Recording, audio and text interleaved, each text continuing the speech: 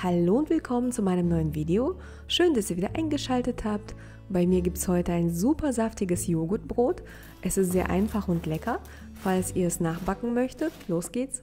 Für ein Brot benötigen wir 250 ml lauwarmes Wasser, 350 Gramm Mehl T550 oder T405 mit hohem Eiweißgehalt, 150 Gramm Roggenmehl T1150, 100 Gramm Naturjoghurt, 2 Esslöffel Weißweinessig, 13 Gramm Salz, ein halbes Päckchen Trockenhefe und ein Teelöffel Honig.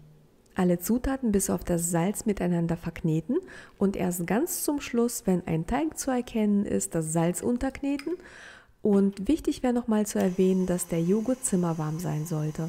Meine Küchenmaschine lief ca. 6 Minuten auf Stufe 2. Der Teig ist eher kompakt und klebt nicht, den sollte man dann zu einer Kugel formen und zugedeckt 2 Stunden gehen lassen. Wenn die Zeit vorbei ist, ein Gärkörbchen mit Mehl bestäuben, man kann aber auch eine Schüssel nehmen und diese dann mit einem Geschirrtuch auslegen, das klappt auch gut. Den Teig, der sich in der Zeit mehr als verdoppelt hat, auf die bemehlte Arbeitsfläche geben und leicht dehnen und falten, so gut es geht, von oben nach unten, von unten nach oben, von rechts nach links und von links nach rechts, dann ganz leicht zu einer Kugel formen und mit der Naht nach oben ins Gärkörbchen legen. Meinen Teig habe ich eine halbe Stunde im Gärkörbchen gehen lassen. Falls ihr eine Stunde Zeit habt, ist es natürlich besser. Mein Brot backe ich im Gusseisentopf und den heize ich samt Deckel schon mal vor.